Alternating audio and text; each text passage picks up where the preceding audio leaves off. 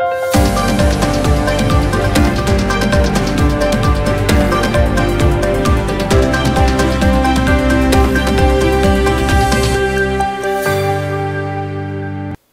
मी Priyanka. Shankhnath news चॅनलच्या मराठी बातमीपत्रात आपलं स्वागत करते. पाहुयात आजच्या काही मुख्य बातम्या.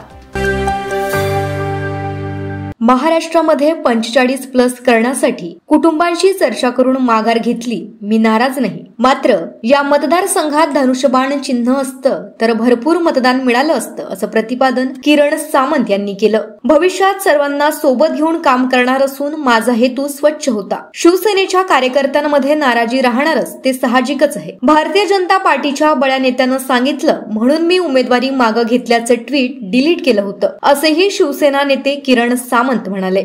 शंखनाथ न्यूज साठी ब्युरो रिपोर्ट. शिवसेना नेते संजय राऊत यांच्या विरोधात भाजप आणि युवा स्वाभिमान पक्ष पुन्हा आक्रमक झाला. संजय राऊत आपल्या विधानावर ठाम असल्यानं महिला कार्यकर्त्या पुन्हा आक्रमक झाल्या. अमरावतीच्या इरविन चौकात संजय राऊत यांचा पुतळा जाळला. पुतळ्याला जोड्यानं पायदळीत तुडवलं.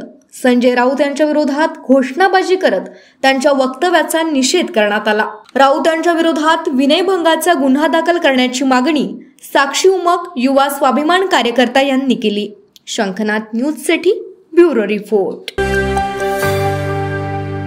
मी लवकरच प्रचारासाठी रत्नागिरीमध्ये सभेला जाणार असल्याची माहिती उपमुख्यमंत्री देवेंद्र फडणवीस यांनी दिली. रत्नागिरी सिंधुदुर्ग लोकसभा मतदारसंघासाठी महायुतीकडनं नारायण राणे यांनी आज अर्ज भरला. त्यांना भाजप नेते देवेंद्र फडणवीस यांनी शुभेच्छा देताना ते लवकरच रत्नागिरीमध्ये सभेला येणार असल्याचं सांगितलं. रत्नागिरी सिंधुदुर्ग लोकसभा मतदारसंघासाठी नारायण राणे यांचा उमेदवारी अर्ज दाखल करताना किरण सामंत, गोव्याचे मुख्यमंत्री प्रमोद सावंत, मंत्री रवींद्र चव्हाण तसंच शिवसेना नेते दीपक केसरकर उपस्थित होते. शंखनाथ न्यूज साठी ब्युरो रिपोर्ट.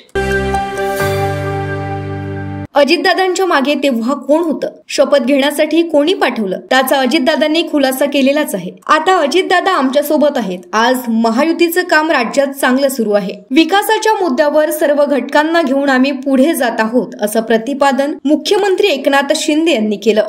50 ते 60 वर्षात जे काँग्रेसनं जे केलं नाही ते काम मोदीजींनी 10 वर्षात केलं आहे. विकासाच्या मुद्द्यावर आम्ही लोकांसमोर जातोय, असेही मुख्यमंत्री एकनाथ शिंदे म्हणाले.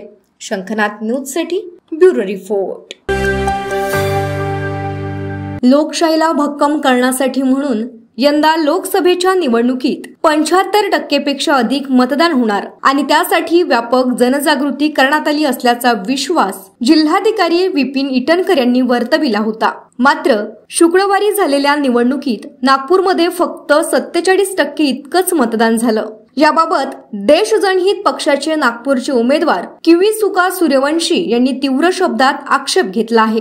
मागील 5 ते 10 लोकसभा निवडणुकांमध्ये मतदान केलेल्या नागरिकांची नावं चक्क मतदान यादीतून गहाळ करण्यात आली आणि जाणीवपूर्वक जे मतदान थांबविण्यात आलं त्यामुळे निवडणूक आयोगानं मतदान यादीत त्रुटी करणाऱ्या अधिकाऱ्यांवर कारवाई करावी तसंच लोकसभेची निवडणूक पुन्हा घ्यावी या मागणीसाठी जिल्हाधिकारी आणि मुख्य निवडणूक अधिकारी यांच्याकडे निवेदन सोपविलं आहे. निवेदन केल्यानुसार ताबडतोब 24 तासात जर निवडणूक आयोगानं या विषयात काही तोडगा काढला नसल्यास देशजनहित पार्टी मोठ्या संख्येनं जेलभरो आंदोलन करेल, अशी भूमिका पक्षाचे राष्ट्रीय अध्यक्ष अरविंद मेश्राम यांनी घेतली आहे. देशजनहित पार्टी इनका कहना है कल वोटिंग हुई और वोटिंग के दौरान कई सारे ऐसे लोग थे जिनको जो मत नहीं दे सके. सुबह 10 बजे से 1-2 बजे तक लोग भागदौड़ करते रहे. उनका वोटिंग लिस्ट नहीं मिला. उसकी वजह से बहुत सारे वोट कल नहीं हो पाए. इसी वजह से आज हम लोग कलेक्टर ऑफिस में कंप्लेंट दर्ज करने के लिए आए हैं कि ये दोबारा इलेक्शन फिर से होनी चाहिए.